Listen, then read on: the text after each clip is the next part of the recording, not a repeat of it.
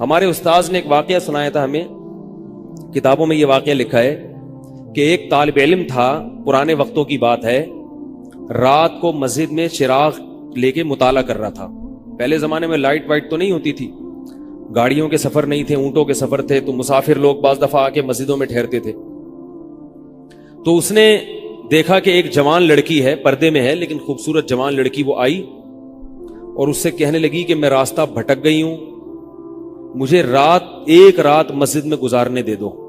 باقی یعنی صحیح تھی، وہ اسی طرح ہوا تو کہیں بھٹک گئی تھی۔ شہر میں بھی بعض دفعہ لوگ بھول جاتے تھے نا کہ راستہ بھٹک جاتے تھے۔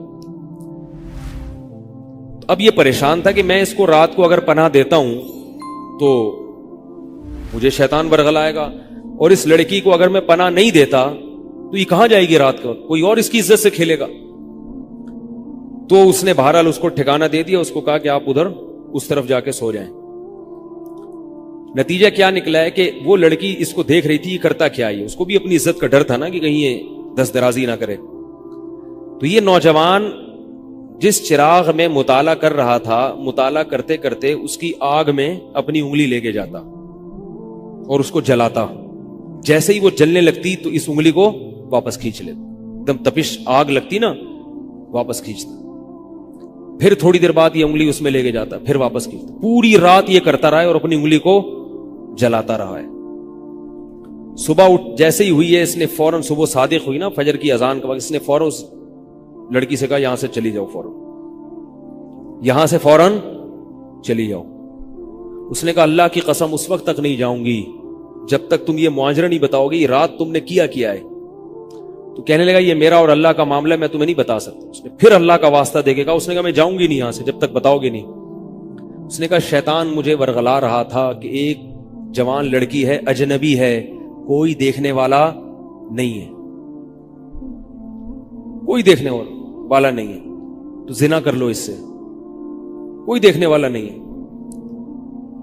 شیطان مجھے لے کے جاتا تھا تو میں اپنی انگلی آگ میں جلاتا تھا، اپنے نفس کو یہ سمجھانے کے لیے کہ دنیا کی آگ برداشت کر سکتا ہے، جہنم کی بھی برداشت کر لینا، جہنم کی بھی برداشت کر لینا پھر۔ اور اگر تجھ سے یہ برداشت نہیں ہو رہی تو وہ کیسے برداشت کرے گا؟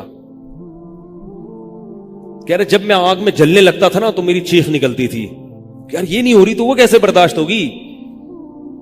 حدیث میں آتا ہے جہنم کی آگ دنیا کی آگ سے 70 گنا زیادہ گرم ہے، 70 گنا زیادہ گرم۔ جب نبی صلی اللہ علیہ وسلم نے صحابہ کو یہ بات بتائی، ترمذی کی حدیث ہے کہ صحابہ کے سینے سے رونے کی ایسے آوازیں آنے لگی جیسے ہانڈی کھولتی ہے، ایسا روئے صحابہ، حالانکہ صحابہ گناہوں سے بچتے تھے، اتنا روئے ہیں کہ سینے کے جیسے ہانڈی کھول رہی ہوتی ہے ایسے ان کے سینے سے رونے کی آوازیں آئی ہیں۔ اور عرض کیا واللہ انہا لکافیۃ یا رسول اللہ، یا رسول اللہ یہ دنیا کی آگ بہت تھی عذاب دینے کے لیے، اللہ نے اس کو بھی 70 گنا زیادہ گرم کیا ہے۔ تو اس نے کہا کہ میرے دل میں گناہ کا خیال آتا تھا، میں کیا کرتا تھا، اپنے آپ کو جلاتا تھا جب چیخ نکلنے لگتی۔ تو اس طرح پوری رات میں نے اپنے نفس کو روکا ہے گناہ سے، تو تقوی کی برکات ہوتی ہیں۔ اس لڑکی نے کہا، اب گھر میں جا کے اپنے والد سے کہا کہ میں اگر نکاح کروں گی تو صرف کس سے کروں گی، اس نوجوان سے، عفیف اور پاک دامن ہے۔ تو کتابوں میں لکھا ہے کہ اس کے باپ نے اس کا نکاح دیکھو حرام سے بچایا، اللہ نے حلال طریقہ رکھ دیا۔